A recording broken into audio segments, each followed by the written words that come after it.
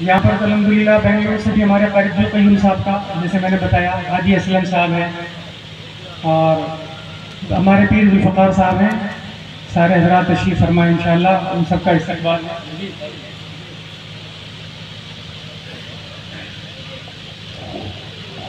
بسم اللہ الرحمن الرحیم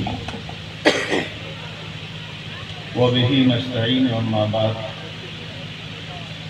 اعوذ باللہ من الشیطان الرجیم بسم اللہ الرحمن الرحیم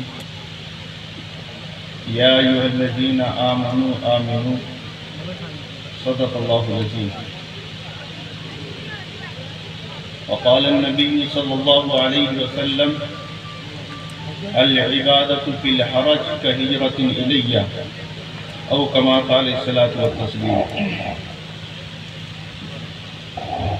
محترم حاضرین،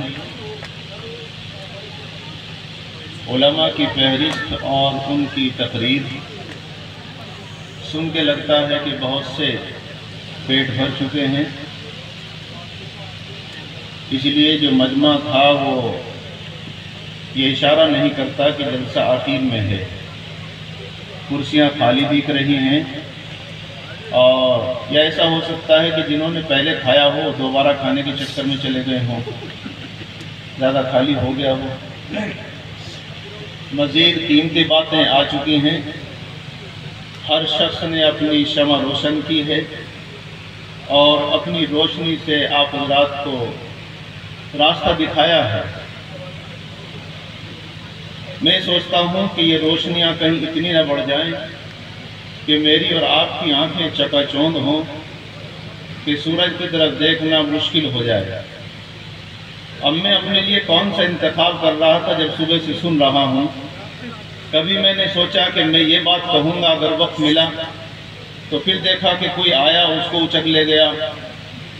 پھر میں نے سوچا کہ چلو یہ تو ہو چکا ہے، کسی دوسرے حصے کو تلاش کرتا ہوں جس کی قوم کو یا مجھے خود کو ضرورت ہے۔ پھر دیکھا کہ کوئی اٹھا، وہ اور عمدہ طریقے سے اس پر گفتگو کر گیا۔ اب اس تمام کا جو لب لباب نظر آیا مجھے، تمام تقریروں کا یہ لب لباب آیا ہے نظر کہ جو ذہنوں پہ اس وقت کم مائگی، کم ہمتی اور ایک انجان خوف کا جو خوف سوار ہے، وہی ہر ایک مقرر کی تقریر سے جھلک رہا ہے اور وہی اپنی قوم کو تسلی دے رہا ہے۔ میں بھی اسی میں حصہ گھساؤں یا کیا کروں، یا پھر اپنے کسی پرانے موضوع کو لے آؤں۔ ہزار دفعہ تقریریں ہوئی ہیں آپ کے علاقوں میں جا جا کر، مسجدوں میں جا جا کر۔ علم لامحدود ہے، لیکن جو انسان ہے جو اس کو حاصل کرتا ہے اس کا علم محدود ہوتا ہے۔ ضروری نہیں کہ جو بات آپ کے سامنے آئے وہ آ چکی ہے، لیکن کبھی کبھی یہ مقصد ہوتا ہے کہ سبق سنا دیا جائے اپنے پیر و مرشد اور اکابر کے سامنے کہ ہم کس سوچ کو لے کر چل رہے ہیں جو آپ نے ہمیں عطا فرمائی ہے۔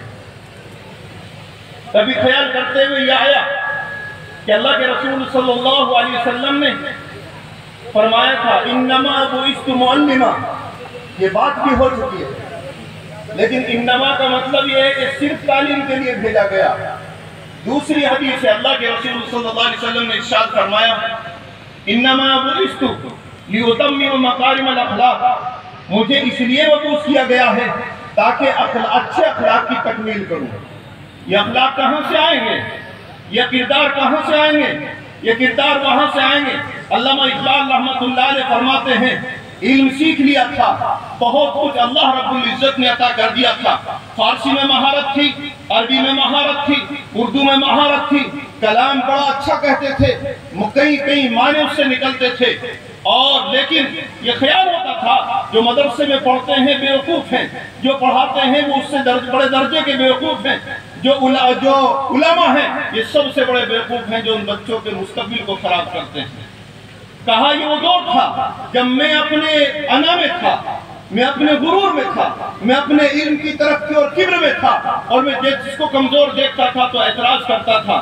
کبھی کسی عالم کو چھیڑ دیا اعتراض کرنے کے لیے، کبھی کسی میاں جی کو چھیڑ دیا اعتراض کرنے کے لیے، بہت سے کو مایوس کیا کہ تو نے اپنے بچوں کو مدرسے میں کیوں بھیج دیا، کیوں تو نے ان اخلاق کی طرف پہنچا دیا۔ فرماتے ہیں لیکن ایک قصہ میری زندگی میں ایسا بھی ہے کہ جب میں جا رہا تھا ایک راستے کے سفر پر، افغانستان کے سفر پر جا رہا تھا، تو راستے میں ایک جھونپڑی تھی، اس جھونپڑی میں گیا، جھونپڑیاں تھی، جھونپڑیوں کے مکانات تھے۔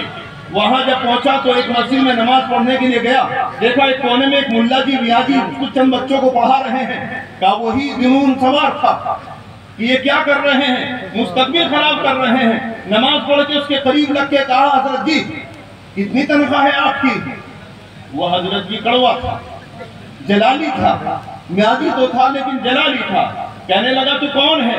انہیں اس سے میں نے کوئی شکایت کی ہے کہ میری تنخواہ کتنی ہے کتنی نہیں؟ کیوں پوچھتا تجھے کیا مطلب ہے مجھ سے میری تنخواہ سے؟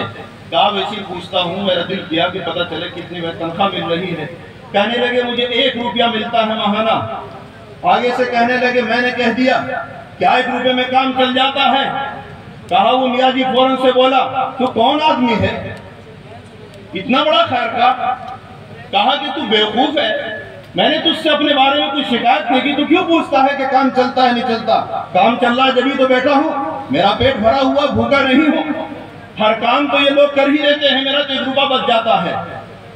پھر کہنے لگے اگر کہیں ایسی جگہ پہنچا دو جہاں 100 روپے ماہانہ مل جائے؟ کہنے لگے تو بڑا بیوقوف آدمی ہے، آگے بڑھا جا رہا ہے کون تو؟ تو پھر انہوں نے اپنا تعارف کرا تو جانتی تھی دنیا۔ کہنے لگے میں یہ سوچتا تھا آج تک، یہ میاں جی کہنے لگے اقبال شاعر ہے، بہت عقل مند آدمی ہے، لیکن آج پتہ چلا کہ تجھ سے بڑا بیوقوف کوئی نہیں، تو پڑھ لکھ کر بیوقوف ہو گیا۔ کہنے لگے کہ میں اس کو بیوقوف سمجھ رہا ہوں، یہ مجھے بیوقوف سمجھ رہا ہے۔ بیوقوف یہ کہ 1 روپے میں یہاں پڑا ہوا۔ کہنے لگے میں بیوقوف کس معاملے میں ہوں؟ کہنے لگے اقبال یاد رکھ مجھے 100 روپے مل جائیں گے، اگر تجھ جیسی سوچ میرے دل و دماغ میں آ جاتی تو ان غریب بچوں کو 1 روپے میں پڑھانے والا کوئی دنیا میں نہ ملتا۔ میں 100 روپے حاصل کر کے اپنا پیٹ بھر لوں گا، اپنے بچوں کا، ان کے مستقبل کے لیے کچھ کر لوں گا، لیکن یہ قوم کا مستقبل ہے جیسی بستی جس کے پاس پیسے نہیں ہیں، کون ان کو دین سکھانے آئے گا؟ میں پیسے کے لیے نہیں بیٹھا ہوں، میں اللہ کا کلام ان کے سینوں میں اتارنے کے لیے، وہ امانت جو جناب رسالت امام صلی اللہ علیہ وسلم پر آسمان سے اتری تھی، اس کو امانت کہا گیا۔ اِنَّا عَرَضْنَا الْأَمَانَةَ عَلَى السَّمَاوَاتِ، وہی امانت ہے جو اللہ کے